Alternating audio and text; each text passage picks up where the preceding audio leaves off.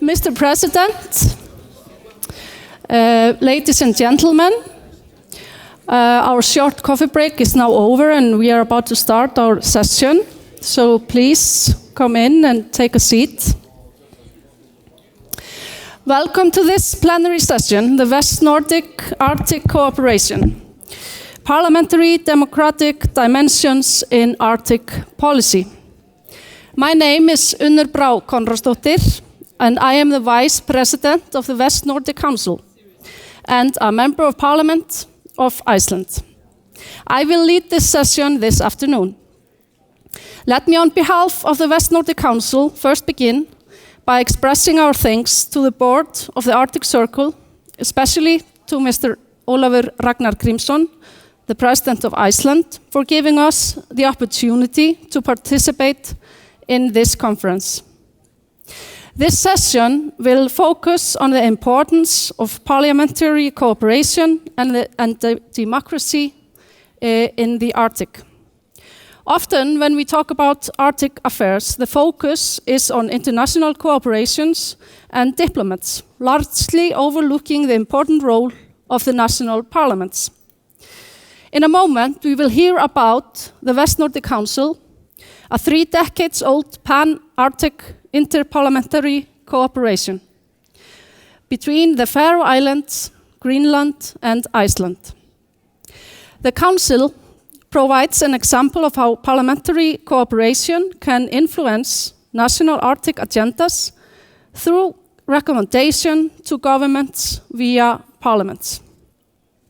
Our session will be formed in that way that first, the President of the West Nordic Council will tell us about the Council. Then we will hear short comments from the panelists, and then it's your turn to participate in the meeting by asking questions. We are hoping for a lively discussion. But before we begin, I would like to present the panelists. We have sitting here from the right, Mr. Einar K. Guðfinnsson, the Speaker of the Icelandic Parliament. He has been a Member of Parliament since 1991 for the Independence Party and is former Minister of Fisheries and Agriculture.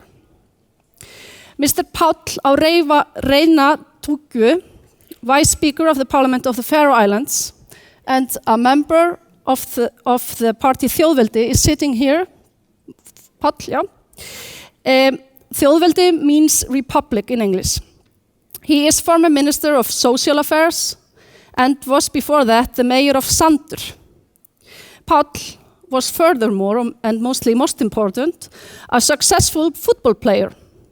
And he played 12 matches for the Faroe Islands national football team. Very good. Mr. Jósef Motzfeldt, our dear friend from Greenland. He is a former Speaker of the Parliament of Greenland from 2009 till 2013. For many years, he was the leader of the left-wing party Inuit Ataqatiq, meaning community for the people. Mr. Motzfeldt has left politics, but in his long career, he has had many minister areas. Mr. Motzfeldt is furthermore former President of the West Nordic Council. Then we have Mr. Þórður Þórarinsson, former Secretary General of the West Nordic Council, who has left the post early this year after 9 years in the job. Today, he is the Director of the Independence Party in Iceland. Last but not least, Mr. Bill Justinussen, President of the West Nordic Council and Member of Parliament in the Faroe Islands, on behalf of the party Miðflokkurinn, or the Centre Party. Mr. Justinussen is also former Minister of Health. Mr. Justinussen, the floor is yours.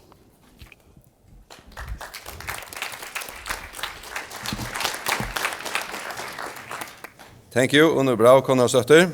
His Excellency, Dr. Ólafur Ragnar Grímsson, President of Iceland, and other distinguished guests.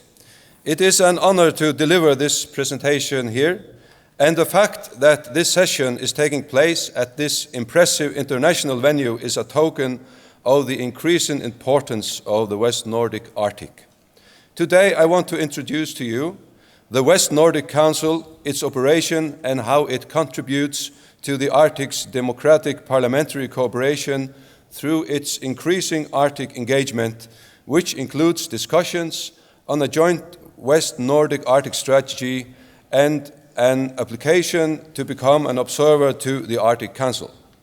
The West Nordic Council has provided basis for 3 decades of formalized interparliamentary cooperation between the Faroe Islands, Greenland, and Iceland, which makes it one of the oldest ongoing pan-Arctic cooperation mechanisms. Collectively, the West Nordic region is considerably significant in Arctic terms. Due to Greenland's vastness, it covers over 20% of the Arctic's landmass and is home to 10% of the 4.2 million Arctic inhabitants. The cooperation has strong roots given that the 3 countries are each other's closest neighbors and share many historical and cultural bonds, as well as fundamentally similar natural and economic conditions. Culturally, the 3 West Nordic countries, each of which has its own language, share many historical experiences and social similarities, reflecting the often rough living conditions in small and isolated communities, highly dependent on their natural surroundings and maritime resources, but also the resilience of their populations. A partly common cultural heritage and similar economic conditions were vital factors for the establishment of cooperation between these 3 resource-rich islands. The West Nordic Parliamentarian Council of Cooperation was formed in Nuuk, Greenland in 1985 and launched a formal cooperation between the parliaments of the 3 West Nordic countries. The Council's objective is 5-fold: to collaborate on West Nordic interests, to, in combination, preserve natural resources and culture of the North Atlantic and make sure that interests of the West Nordics are ensured through the governments and administrations, not the least in regards to serious issues concerning resource management, pollution, etc. To follow up on the cooperation of governments and administrations in the West Nordics, to work with the Nordic Council and to act as an intermediary concerning West Nordic interests within Nordic cooperation, to act as parliamentary intermediary between West Nordic cooperation agencies and other intergovernmental and international cooperative groups, including Arctic Parliamentary Cooperation. The way the West Nordic Council currently operates is that the parliaments of Iceland, Greenland, and the Faroe Islands each appoint 6 representatives, in total 18 members, and the Council's general work and activities are administered by a presidium consisting of 1 member from each delegation, including a president, first vice president, and second vice president. The Secretariat is located in Iceland and has a Secretary General. The Council convenes twice every year, once for an annual general meeting that constitutes the Council's supreme authority, and once for a thematic conference on a particular topic of shared interests. Recent years' topics include important regional issues such as search and rescue, welfare, health, gender, youth, infrastructure, transportation, hunting, tourism, and natural resources. Results of the Council's procedures are expressed through recommendations approved at the annual general meeting. They are then submitted to committees of the member countries' parliaments and approved by the parliaments. The issues are then acted upon by the appropriate ministers. The recommendations of the West Nordic Council are in almost all cases accepted, and they are the West Nordic Council's most important tool. With climate change and rapid Arctic developments, it has been natural for the Council to develop more comprehensive West Nordic Arctic cooperation. The Council's thematic conference in 2012, which covered the West Nordic's geopolitical position focusing on Arctic, led to the adoption of recommendation on a common West Nordic strategy for the Arctic. The recommendation urged the Faroese government, Greenland's government, and Iceland's government to take the initiative to strengthen the countries' cooperation on Arctic issues and to consider and work on creating a common West Nordic strategy for the Arctic, pertaining to those areas where the countries share common interests and can unite on such a strategy. On the same occasion, the Council furthermore urged the governments to organize regular meetings of their foreign ministers to discuss Arctic matters, as well as other West Nordic common interests. Following this, a meeting between the three foreign ministers took place at this year's annual assembly in Reykjavik for the first time on the initiative of the Council. Last year, the Council had researcher Egil Thor Nielsen look deeper into how to strengthen West Nordic Arctic cooperation. The outcome was a report presented last January in Sandoy, Faroe Islands. Its main findings included a joint West Nordic Arctic strategy to move the region's cooperation forward, given the immense potential for increased Arctic cooperation between the three countries. The aim would be to unleash the West Nordic region's potential as a player of geostrategic and economic significance. To immense opportunities for economic cooperation, many based on maritime resources and expertise with tangible value creation, including expansion of sectors such as energy, mining, tourism, research, transportation, infrastructure, services, and seafood. And finally, establishing a West Nordic free trade zone to strengthen the regional economy, giving the three countries an opportunity to strengthen their subsidized, in the case of Greenland and Faroe Islands, and in depth, in the case of Iceland, economies by establishing a West Nordic free trade zone. At the West Nordic Council's last annual meeting, it was decided that the subject of the Council's 2015 theme conference next January would be the development of a joint West Nordic Arctic strategy. With a stronger Arctic focus, the West Nordic Council has, amongst other things, become more outward focused. In terms of international cooperation, the Council is an observer in several international organizations, including the Standing Committee of the Parliamentarians of the Arctic region. The Council also has a cooperation agreement with the Nordic Council and holds yearly meetings with a delegation of the European Parliament.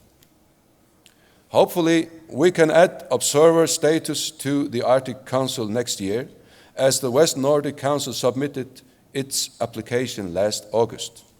We believe it is natural for the West Nordic Council to apply for observer status to the Arctic Council, as both forums share many of the same challenges and opportunities in their Arctic undertakings. We believe that the West Nordic Council has something of value to offer here, building on 3 decades of pan-Arctic interparliamentary cooperation. It provides an example of how parliamentary cooperation can successfully influence national Arctic agenda with recommendations to governments through the democratic process. Thank you.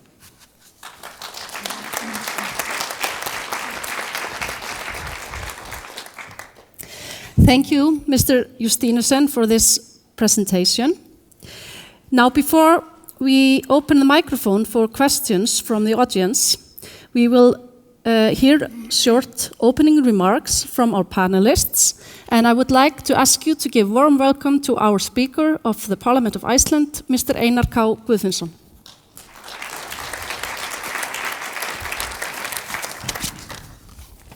Right Honourable President of Iceland, Ólafur Ragnar Grímsson, Madam Chair, distinguished guests, ladies and gentlemen. It is a great privilege for me to have the opportunity to participate in this very important conference, which is dealing with pressing questions and important subjects. I'm sure that one can say with all sincerity that this is a conference of outstanding quality, and I hope that this panel of us doesn't spoil that. I do not hesitate to say that such a conference would have been inconceivable a decade ago when this agenda, which we are discussing, was not very highly thought of, or at least was not expressed in political discussions at the time. It has therefore been very interesting for me to witness how the Arctic has been moving up the political agenda in many countries in recent years. I welcome the increased focus on the Arctic, and I would like to thank the organizers of this conference for their initiative and a very interesting agenda. Nordic, not least West Nordic Parliamentary Cooperation, has been a key element in the interparliamentary work of Alþingi, our parliament. The countries in the North Atlantic share historical bonds. We are all, and have been for a long period, part of the Kingdom of Denmark, and our common history traces back more than 1,000 years. Today, we share many common interests. All three countries rely heavily on fisheries and maritime transport. One can say that the ocean concurrently separates us and joins us. We are also among the countries most affected by changes in the Arctic, and it is a principal priority in the Arctic policy of Iceland that the interest of the indigenous people of the High North should always be in the forefront when policies and strategies are laid down on the Arctic area.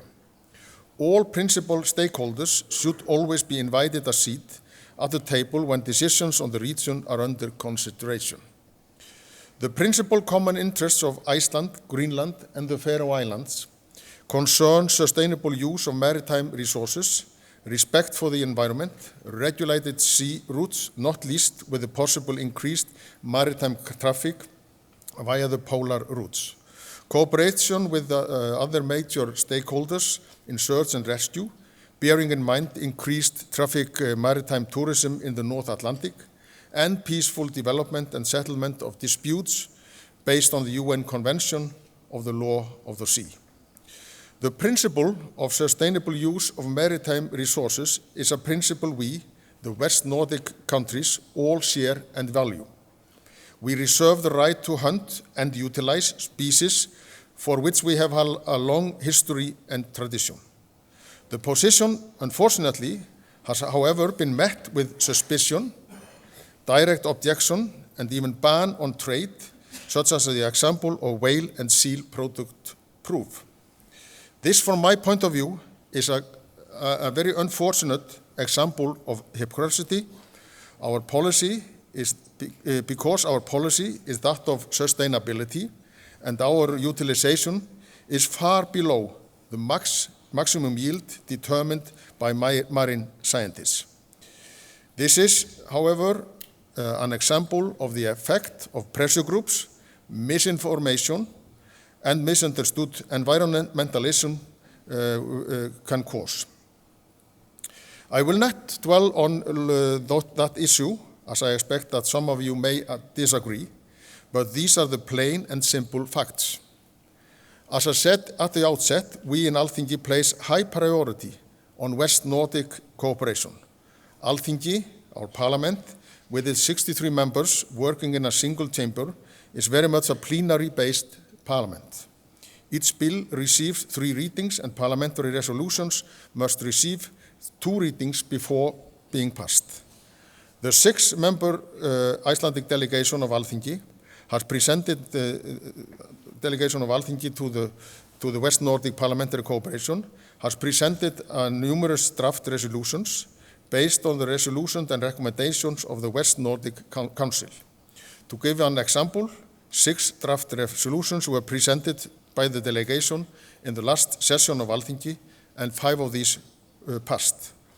Usually there is a big consensus on the draft resolutions in Alþingi. The West Nordic Cooperation has yielded tangible results in various fields, such as education and research, health services and culture. To give a few examples, Iceland's most extensive free trade agreement is with our Faroese neighbors and friends, and we have diplomatic representations both in Tórshavn in the Faroe Islands and Nuuk in Greenland. Political cooperation and consultation, whether under auspices of the West Nordic Council or at the annual meeting of speakers of parliaments of the West Nordic Council, are valuable venues for strengthening our ties and shape common policies. In conclusion, I would like to thank by stressing that I, as a Speaker of Alþingi, strongly support the West Nordic Council and the interparliamentary cooperation between Iceland, Greenland, and the Faroe Islands. Our common interests are vast, not least concerning the Arctic and the High North. Thank you very much for your attention.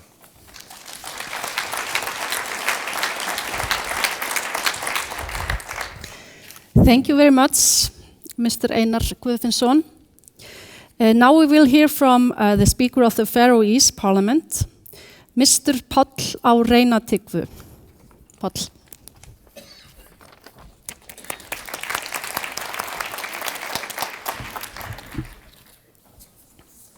Thank you. Honourable President of Iceland, Ólafur Ragnar Grímsson, Chairman of the West Nordic Council, Billy Stevenson, and fellow colleagues, guests, it is a personal and political honour to represent my country in these fabulous surroundings here in Harpa, in Reykjavik, in this adorable country of Iceland. The stage for this conference could not have been better chosen.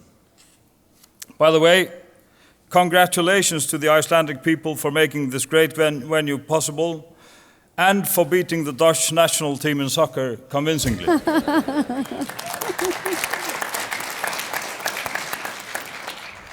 A great result which really underlines the fact that putting in the right effort with a precise strategy can create miracles. The Faroe Islands, 18 islands, unspoiled, unexplored, and unbelievable, as the tourist board expresses it, a proud member of the West Nordic Council for almost 30 years now. Together with our great neighbors in Greenland and in Iceland, we have been the backbone of a cooperation in search of a living culture with emphasis on global responsibility in the international community regarding issues related to people living in and from natural environment. I fully support and recommend the application for observer status to the Arctic Council, though somehow being competitors in the Arctic region, without doubt the future path lies in cooperation between the 3 countries, especially bearing in mind the strong competition or threat from the east. The Arctic is first and foremost a home for its inhabitants, the human beings and the animals that live in the region, and our aim is to support and maintain this way of living, making our planet bigger and broader. Secondly, the Arctic is a matter of interests concerning geopolitics, offshore opportunities, and future navigational options. By the way, we really should demand common rules and regulations for vessels sailing in our precious region. The Løgting, which I represent, is the legislative body in the Faroes. It is definitely one of the oldest, if not the oldest, parliament in the world, a cradle of democracy which has formed over 1,000 years. The bigger the responsibility of passing on the heritage. The Løgting has 33 members who are elected for a period of 4 years. The last election took place in October 2011. 7 parties are for the time being represented in the Løgting. 3 of them form the present government. Faroese politics is based on two axes, one concerning the independency question, the other ideological from left to right. The West Nordic Council recommendations are treated by the electing as proposals for parliamentary resolutions. It is the members of the WNC who put forward the proposals, and after the first reading, they are normally referred to the Committee of Foreign Affairs, which writes a report, and then the second reading and vote takes place. Most of the recommendations have been passed through the electing. Almost all of them have the character of intention of more and better cooperation between the three countries, or a mutual attitude towards other countries, especially in fishery and environmental matters. This means again that they are not always easy to implement. The recommendations are not binding for the government. We ought to do better in finding a binding way to achieve our West Nordic policy goals and results. The inscription on one of the church bells in the magnificent Hallgrímskirkjan says, Dýrð, vald og virðing, which in English means glory, power, and dignity. It is my sincere hope that these tunes will ring out between the three West Nordic countries, Greenland, Iceland, and the Faroe Islands, in forming the Arctic future. Thank you.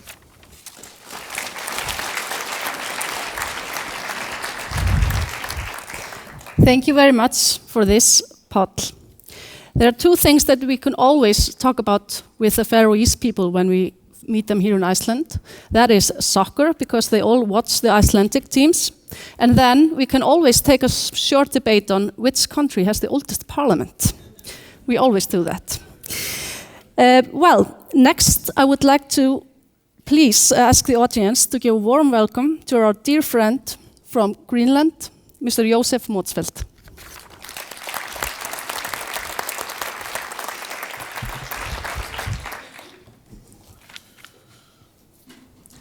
Mr. President Grimson, my ladies and gentlemen, I'm here as a former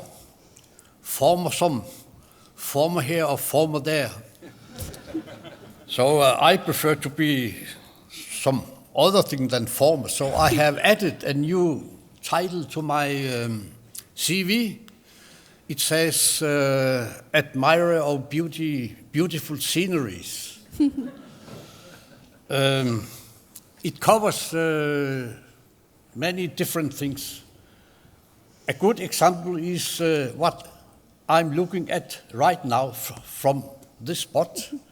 All the good peoples who cares the living planet of us, of ours, generally, and the Arctic specifically. Thank you.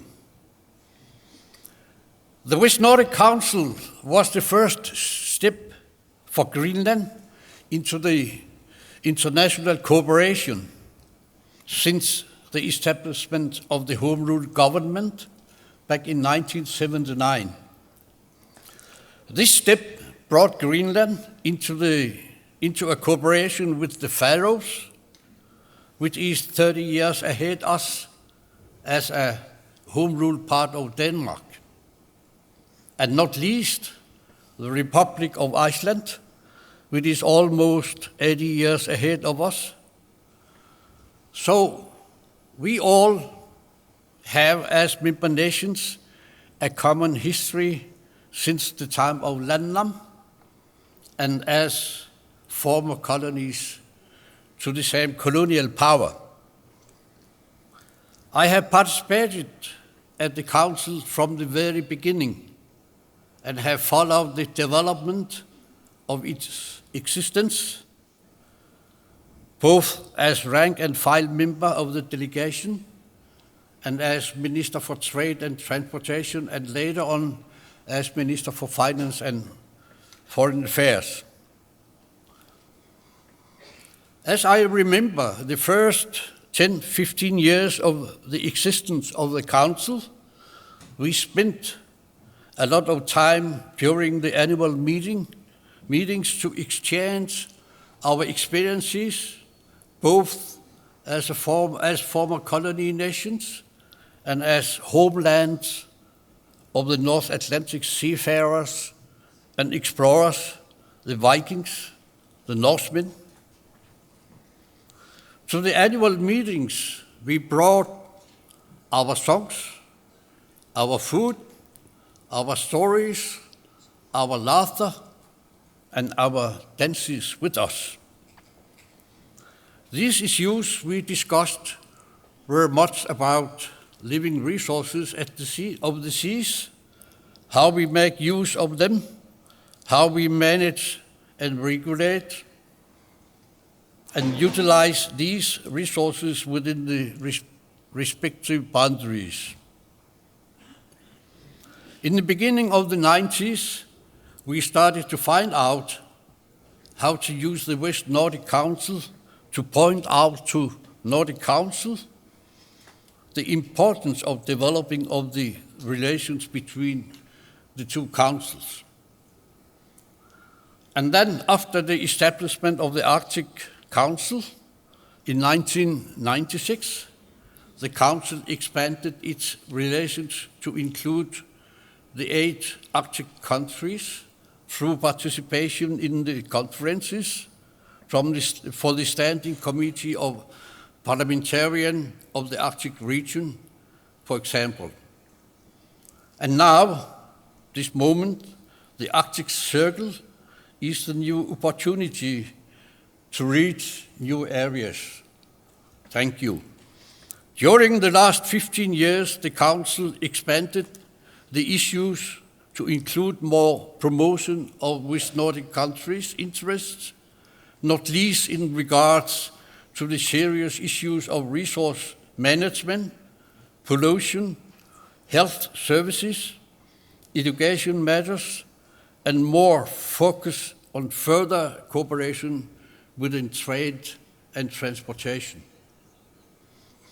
It is of great importance to let the new generations know that our existence is based on our relations to the elements, and that we continue to have the leadership role to fight against the irresponsible pollution of our environment. What about the time to come? From time to time, the question about including the North Scottish Islands and the northwestern coast of Norway has been brought up. I think it is about time to bring this topic up again, referring to the Rio Declaration from 1992. It is up to us to determine how to manage the common stocks of living resources we have in our common seas. So, in this matter, it is of importance to include people from these places. Thank you.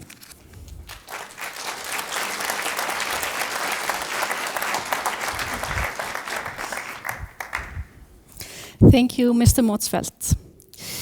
Last but not least, I would like to welcome here up to the podium to make his opening comments, Mr. Þórður Þórarinsson. He has a deep knowledge of the West Nordic Council. He has been working for the Council for 9 years and has now left us, but nevertheless, he knows everything about our cooperation and how it has been working. Gjörðu svo vel, Þórður.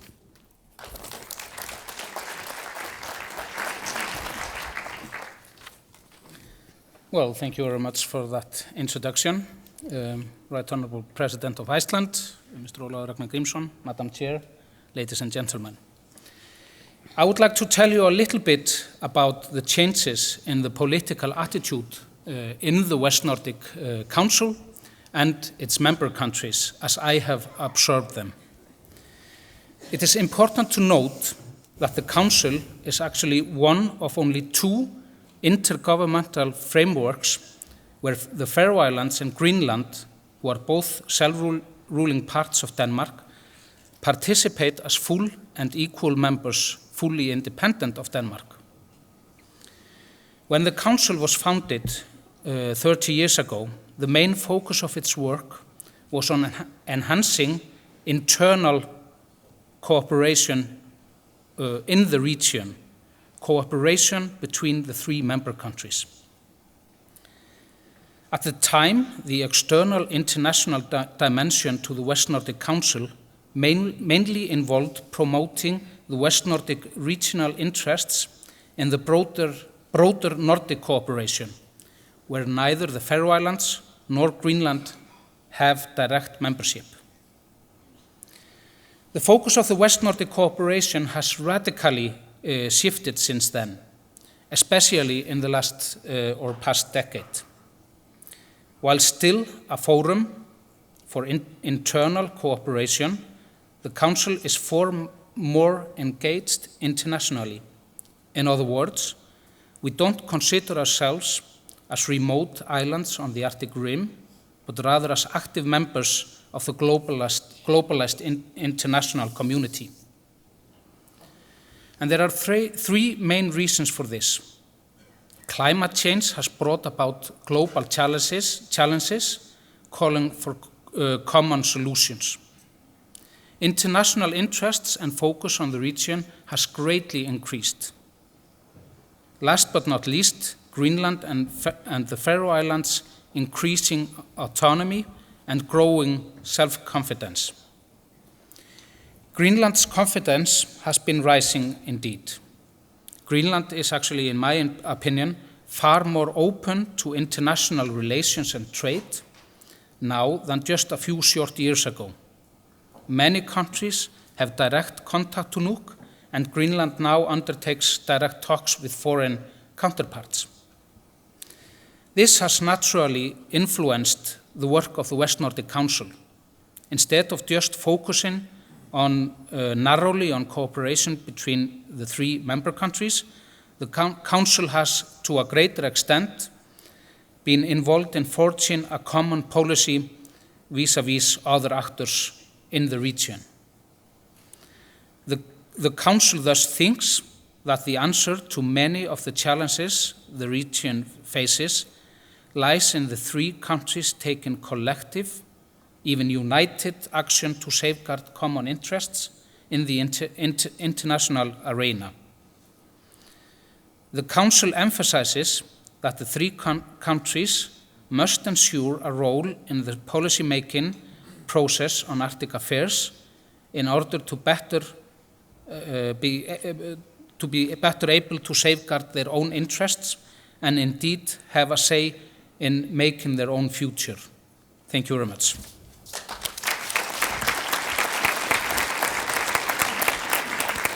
Thank you, Þórður, for your presentation, and thank you all for your opening remarks. Now we are getting to the part in this session when we are trusting on you in the audience to put forward some questions for us. And you can see two microphones on the sides, and I will ask you to stand up and go into the front, and so we can see who it is who wants to start to ask questions. But first, I would like to add a few questions for you gentlemen. First, to you, Þórður. How is it now the West Nordic Council, when we bring home our recommendations, is it important for us that they are treated in the parliaments of the countries in that way, that they are adopted by the parliaments? How important is it?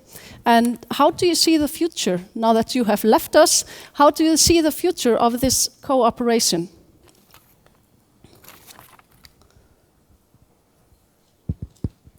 Yes, first about the recommendation. It's an unusual thing for international cooperation that the recommendation of the international cooperation are put to the parliaments and adopted as resolutions from the parliaments. So that is a strong weapon for the West Nordic cooperation. They are of course not binding for the governments, as pointed out before, but they are the policy-making documents from the parliaments of each country. So they have a bigger weight, if you could put it in that term. Well, the future of the cooperation is bright, I would say. As I mentioned, the increased focus and interest in the region makes it very important for the three countries to strengthen their cooperation, to be better able to face some of the challenges this increased focus bears with them. In the whole region, there are only about 550,000 inhabitants. So by cooperating, we make our individual countries stronger, but this is also important in economic terms, because we might or the cooperation might have economic benefits for each country. Mm-hmm. But as I said, a bright future for the West Nordic cooperation. Thank you very much. Now, we will start with this gentleman over here, please. I'm from Poland. I have two brief questions. I would like to ask you, what special can offer interparliamentary assemblies like West Nordic Council to the Arctic governance as a whole? Because it looks that this governance has been dominated by states, and interparliamentary assemblies are something present, but I don't feel that very effective in this system as far. As a second question, what is the position of the West Nordic Council towards the EU Arctic policy development? Thank you. Thank you very much for this question. Now, is there someone who wants to start by answering the first question? Einar Guðfinnsson, gjör svo vel. Well, I think, do you hear me? I think the short answer to the first question would be that the West Nordic countries can offer expertise, knowledge, and understanding of the subject. And I think that would be could be one of the most valuable contribution from these countries. And active participation in policy making also would be of greatest importance, and I think would be highly valued by those who are interesting parties when it comes to the Arctic interests. Mm-hmm. Yeah. It is a great importance for the recommendations of the Council to bring all the citizens of our all three countries, to include them in the developing of the democracy, both of the managing of living resources, but also of ordinary living accommodation we have. We have, in example, a recommendation which have been approved and implemented about a proposal on dissemination of information about the elderly in West Nordic region. It was presented in 2009 and adopted in 2010, and a seminar with participation of the elderly people was held in Faroe Islands, together with many stakeholders from the homes of the elderly and the housing construction workers. Takk, Páll. Yeah, thank you for the question. We have to respect the right of the peoples living in the region, no matter what their status might be in international in the international community. But of course, if Greenland and if the Faroe Islands would become sovereign states in the near future, that would help and somehow put more weight behind this council. Mm-hmm. Thank you. Mm-hmm. Bill, maybe you can tell us about recommendations that has worked much very well for us. Is that possible?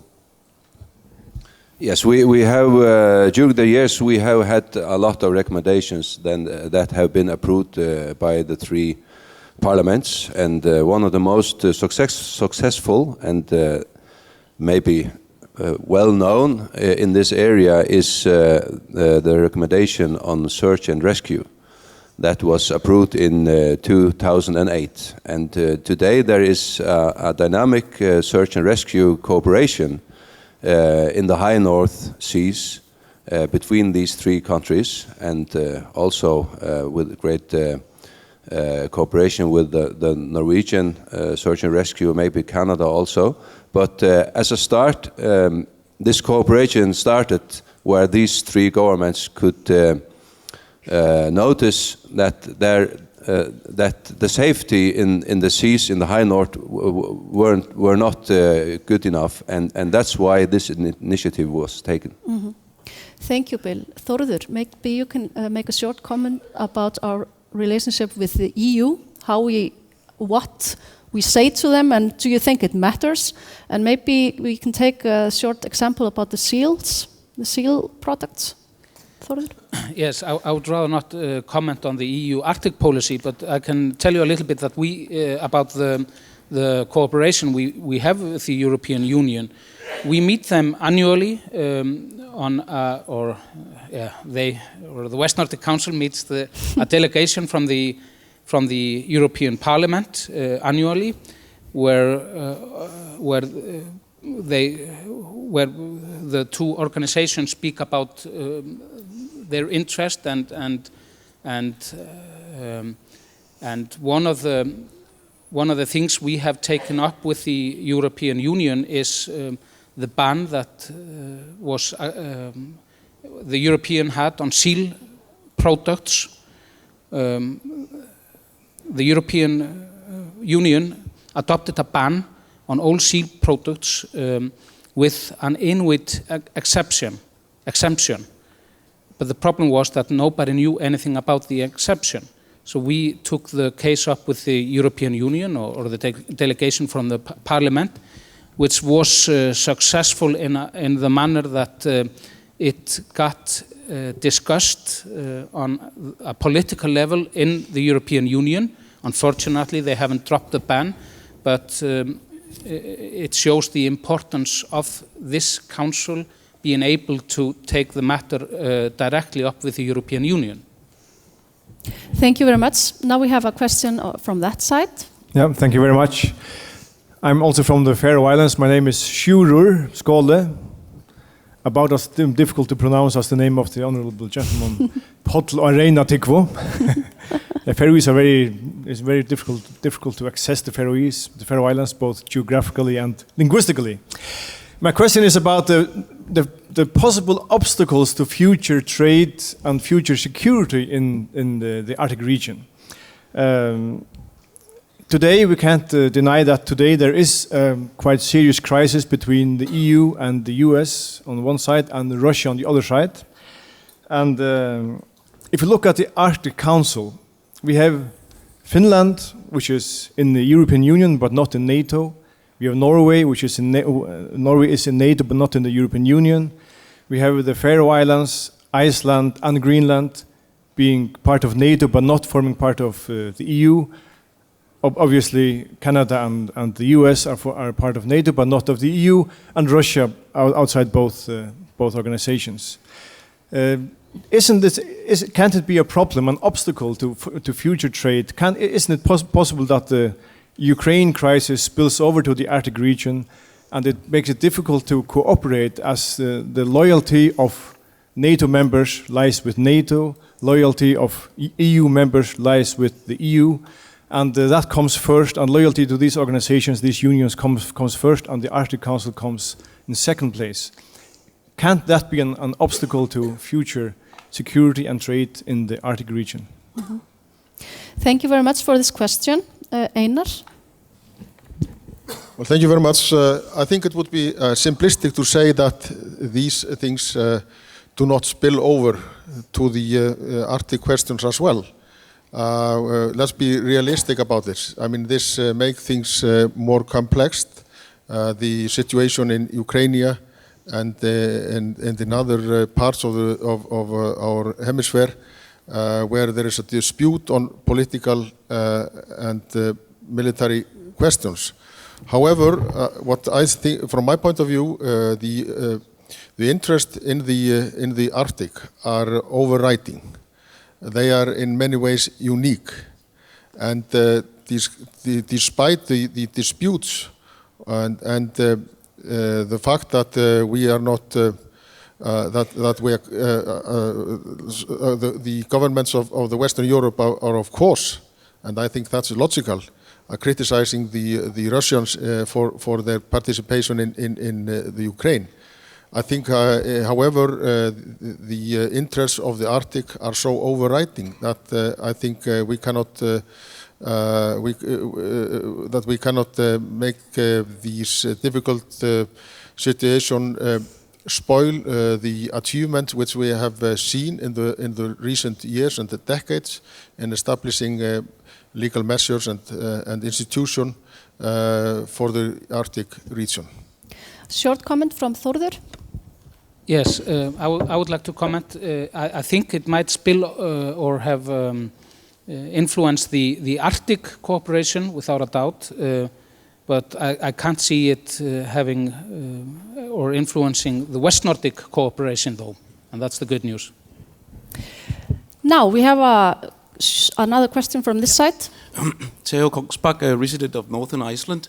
I would stress the importance of West Nordic Council opposed to the Nordic Council, because you have different interests, so you are very important to have. And I like the idea of being more inclusive. And now you are I would also like, as a proposal, that you could include other parliaments, for example, local parliaments in Russia or Canada or United States, or even the national parliaments, and visit them with delegation, or they could come to you with delegations, sort of truly inclusive. That's just a proposal. I don't know. Yeah, thank you. This will be the last question. Bill? Yeah, I think that idea is a very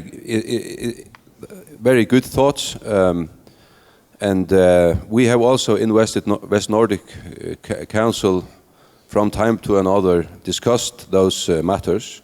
For example, there is also a high interest from the Hebrides to be more included in West Nordic Council work. And from the Nunavut people as well.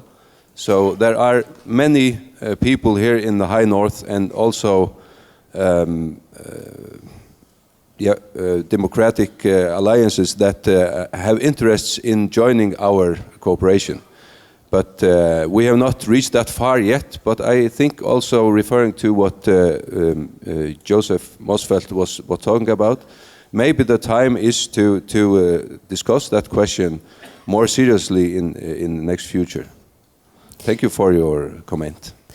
Well, this was our last question, and I'm afraid that our time is up.